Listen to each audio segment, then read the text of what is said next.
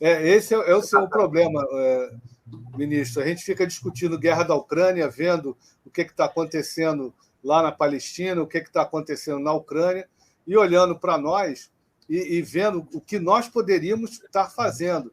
Porque condições, nós temos o IME, temos o ITA, temos uma base industrial que só precisa ser estimulada para ir em frente. E essas clivagens que existem no Brasil, né, na verdade, mais atrapalham do que ajudam. O senhor falou tudo. Existe um consenso. Eu até acho que existe um consenso básico entre algumas coisas para se fazer. O modo de se fazer é que atualmente está dividido, em parte por lideranças, né, que buscam, né, para se autopromoverem, para se perpetuarem esse tipo de comportamento.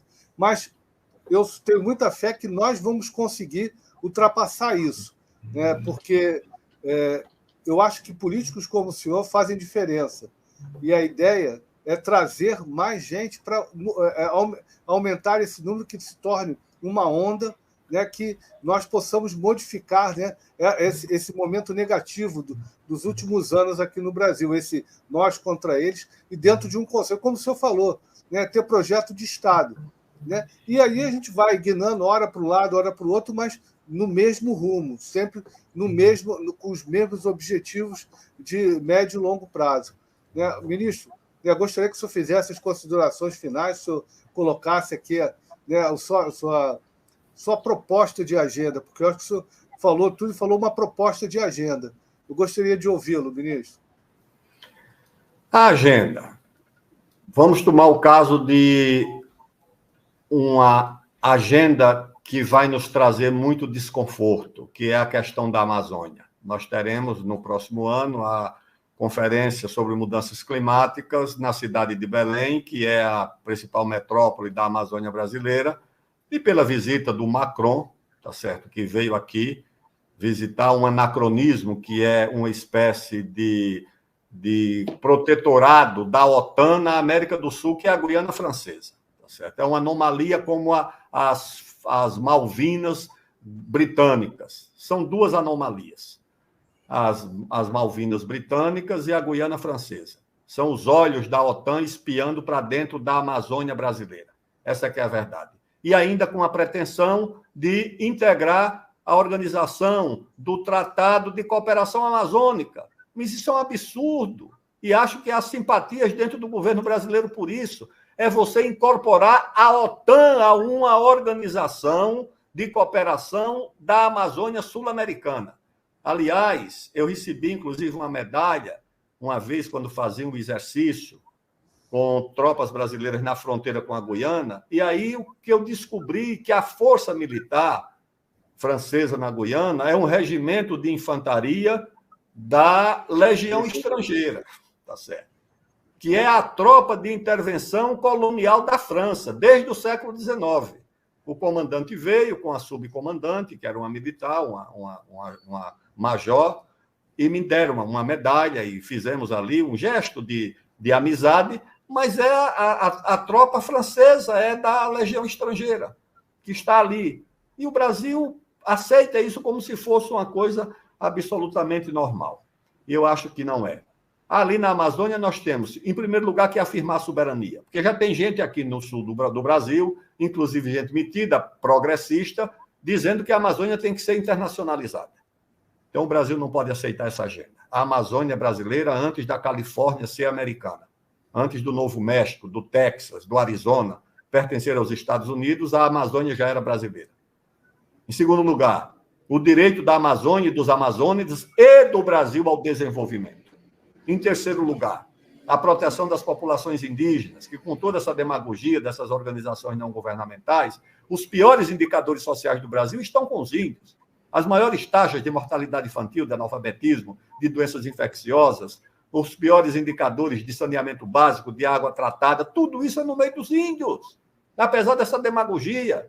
E o quarto ponto é a proteção do meio ambiente. Vamos fazer um inventário do que há de biodiversidade, de florestas, de água na Amazônia.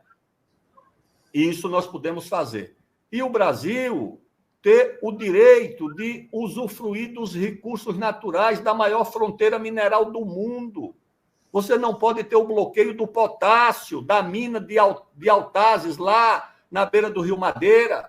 Você não pode ter o bloqueio da Reserva Nacional de Cobre, de 43 mil quilômetros quadrados que existe na fronteira de Goiás, do Amapá com o Pará. Você não pode aceitar esse bloqueio do fosfato, da cassiterita, de tudo que tem na Amazônia. Você não pode aceitar isso. A fronteira agrícola nossa. Agora estão ameaçando, dizendo que vão fazer uma ofensiva contra o Cerrado. Que história é essa? Então, o Brasil não pode aceitar. O Brasil precisa ter um programa de ciência e tecnologia que complete a sua missão espacial com o lançamento de um satélite brasileiro, com um veículo, um lançador brasileiro, de uma base brasileira, que complete esse ciclo, que tenhamos o nosso submarino nuclear com um reator brasileiro e com combustível brasileiro. Isso é fator de dissuasão, ou seja, de ciência, de tecnologia, de alta tecnologia, que o Brasil desenvolva um projeto com a fabricação de microprocessadores de alta qualidade do nosso país. Tudo isso o Brasil pode fazer e tem os recursos para fazer, os recursos estão disponíveis na agricultura, na pecuária e na fronteira mineral.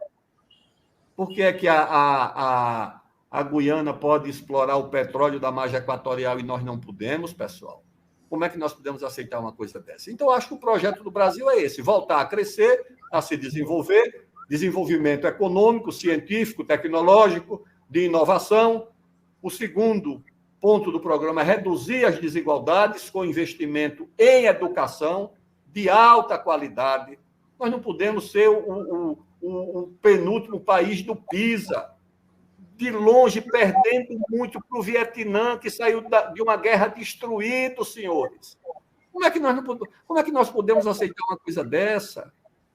E o Brasil desviando a nossa juventude da agenda que interessa, que o menino tem que aprender matemática, português, ciências, para a escola se transformar num centro de debate sobre comportamento e costumes. Isso é um crime contra as crianças do Brasil, isso é inaceitável.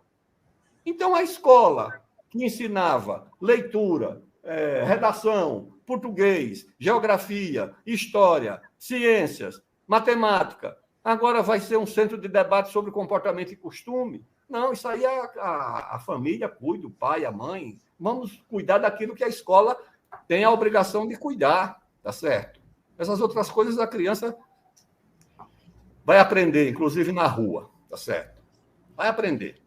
Aprendeu até hoje. Então, é preciso que a escola volte a ter a sua... Porque eu acho que é o que caracteriza essas escolas. Por que é que os chineses, os coreanos, a Índia, esse pessoal se dá melhor em ciência, em tecnologia? Por quê? Porque eu acho que tem uma escola que se volta para isso. O Brasil foi perdendo essa capacidade, infelizmente.